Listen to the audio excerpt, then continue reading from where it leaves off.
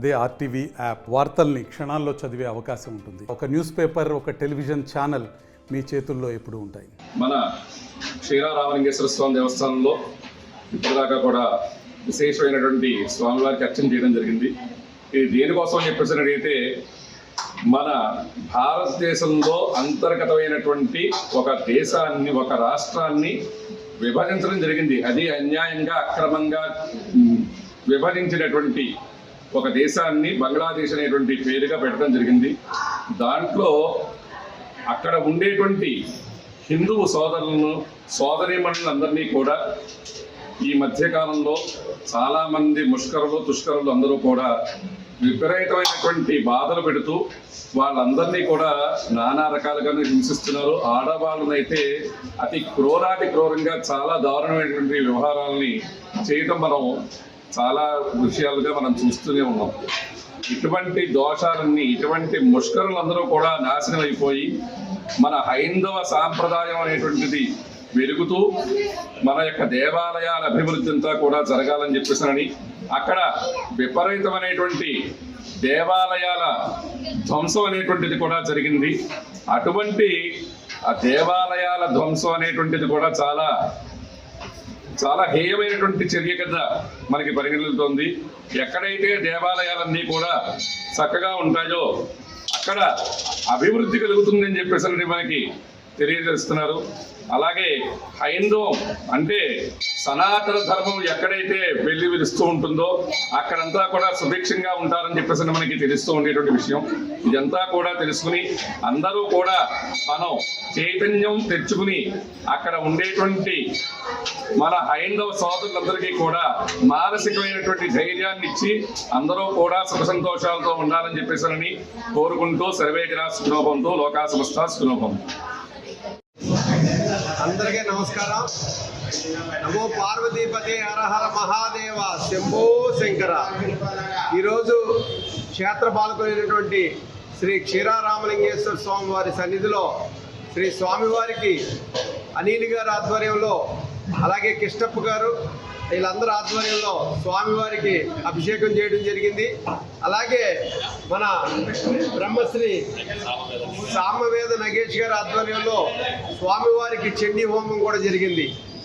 బంగ్లాదేశ్ ఇవాళ మన అందరం కూడా సోషల్ మీడియా, టీవీలో చూస్తున్నాం. ఒకప్పుడు భారతదేశంలో భాగమైనటువంటి బంగ్లాదేశ్, అటు పాకిస్తాను ఇవాళ అప్పుడు ఇనిపోయినటువంటి కొన్ని అనివార్య కారణాల వల్ల అక్కడ ఉన్నటువంటి హిందువులు కొంతమంది ఇక్కడ రావడం జరిగింది, కొంతమంది అక్కడే ఉండటం జరిగింది. వారిని అక్కడ మైనారిటీలుగా పిలువబడుతుంది. అంటే 10% ఉన్నటువంటి హిందువులు ఎవరైతే ఉన్నారో, అక్కడ క్రిస్టియన్స్, బుద్ధిజులు ఎవరైతే ఉన్నారో వీళ్ళందరినీ కూడా మైనారిటీలుగా పిలువబడుతుంది. ఇక్కడ ఎవరైతే ముస్లిం, క్రిస్టియన్స్ వీళ్ళందరూ ఉన్నారో ఇక్కడ తప్పుకోవటం వల్ల ఇక్కడ మైనారిటీలుగా వాళ్ళు పిలువబడుతుంది. అక్కడ మైనారిటీలు అయినటువంటి మన హిందువులను, క్రిస్టియన్స్ని అక్కడ ఒక రకంగా నిరుద్యోగం కోసం అనేటువంటి ఒక ఉద్యమాన్ని స్టార్ట్ చేసి అది యూటర్న్ తీసుకుని ఇవాళ అక్కడ ఉన్నటువంటి హిందువుల్ని, పర్టిక్యులర్గా హిందూ దేవాలయాల్ని, హిందువులు ఫ్యామిలీల్ని, ఆడవాళ్ళని చాలా దారుణంగా హింసించడం జరుగుతుంది. అక్కడ చర్చిల్నే కానివ్వండి, అన్నిటిని కూడా ధ్వంసం చేస్తున్నారు. అక్కడ ప్రధాని కూడా అక్కడ ఇబ్బంది అయ్యి ఇవాళ ఇండియాలో వచ్చి తలదాచుకుంది. అంటే ఇండియా ఎంత చక్కగా మనల్ని అందరినీ ఆదరిస్తాం అనేది, ముఖ్యంగా ఆ ప్రధాని ఇక్కడికి వచ్చి దాగుండడం అనేది, ఇవాళ ముస్లిం దేశాలు చాలా ఉన్నా సరే హిందూ దేశం, భారతదేశం, అది నరేంద్ర మోడీ గారి ఆధ్వర్యంలో అయితేనే మన సేఫ్ అని చెప్పి వాళ్ళు మన దేశంలోకి రావడం జరిగింది. మీరందరూ గుర్తుంచుకోండి, భారతదేశం అందరూ కూడా ఇక్కడ మైనార్టీలను కూడా మన సోదర భావంగా చూసుకుంటున్నాం. ఇవాళ ఇదే క్షేత్రపాలక రామలింగేశ్వర స్వామి ఆలయంలో ఒక గుమస్తా మీరా నాయన ముస్లిం, అంటే మనకి ఎప్పుడు కూడా ఇక్కడ ముస్లిమ్స్, హిందువులు, క్రిస్టియన్స్ అనే భావం మన భారతదేశంలో లేదు.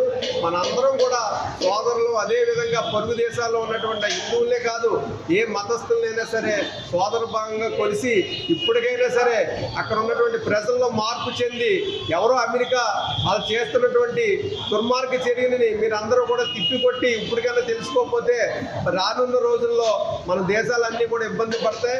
ఇవాళ ఒక్కొక్కరికి ఒక్కొక్క దేశం ఉంది, కానీ హిందువులకు ఉన్న దేశం ఏకైక దేశం భారతదేశం. ఇవాళ మనందరం ఒకటిగా మన సంఘీభావం తెలియపరచవలసిన అవసరం ఎంతైనా ఉంది. త్వరలో మన ప్రభుత్వం కూడా దాని మీద చర్య తీసుకుని వారికి మద్దతు పలుకుతుందని చెప్పి తెలియపరుచుకున్నాం. జై హింద్, జై భారత్ కి జై.